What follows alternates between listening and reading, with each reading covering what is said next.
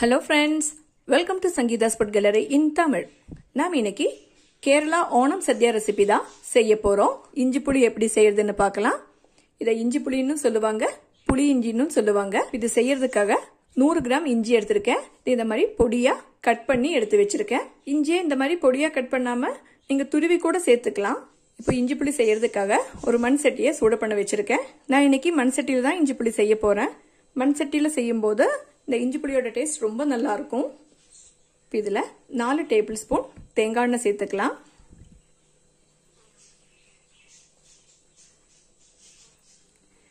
இந்த எண்ணெய் சூடாயிடுச்சு.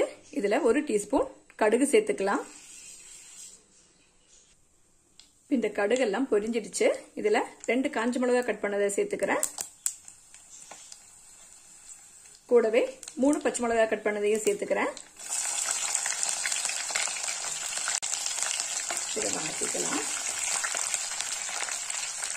இதுல பொடியா கட் பண்ணி வச்சிருக்கிற இஞ்சி சேர்த்துக்கலாம். இதையும் சேர்த்து வணக்கிக்கலாம். அடுப்பை மீடியம் ஃப்ளேம்லயே வச்சு இதை நல்லா வணக்கிக்கோங்க.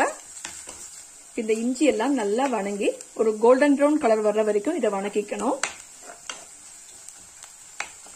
கேரளா ரெசிபி செய்யும் போது கண்டிப்பா தேங்காய் எண்ணெயில தான் செய்யணும். அப்பதான் அதோட கரெக்டான டேஸ்ட் கிடைக்கும்.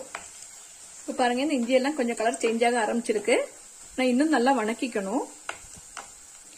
பாருங்க, இந்த இஞ்சி எல்லாம் நல்லா வணங்கி ஒரு கோல்டன் ப்ரௌன் கலர் வந்துடுச்சு. இதுல கருவேப்பிலை சேர்த்துக்கலாம். இப்ப அடுப்பை நல்லா சிம் பண்ணி வச்சிருக்கேன்.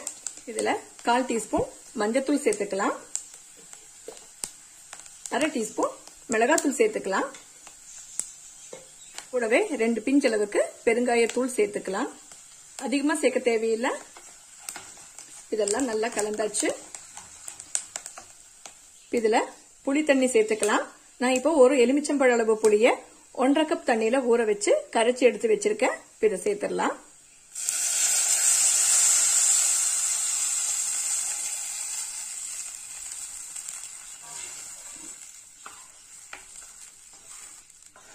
இதுல தேவையான அளவு உப்பு சேர்த்துக்கலாம். அடுப்பை ஹை ஃப்ளேம்லயே வச்சு இதை கொதிக்க விட்டுடலாம். இதெல்லாம் நல்லா கொதிக்க ஆரம்பிச்சிருக்கு. இதுல 5 டேபிள் ஸ்பூன் அளவுக்கு பொடி பண்ண வெல்லத்தை சேர்த்துக்கிறேன்.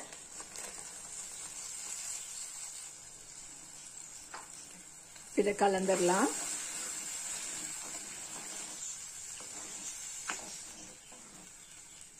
இதெல்லாம் நல்லா கலந்தாச்சு. அடுப்பை மீடியம் ஃப்ளேம்லயே வச்சு இதை கொதிக்க விட்டுடலாம்.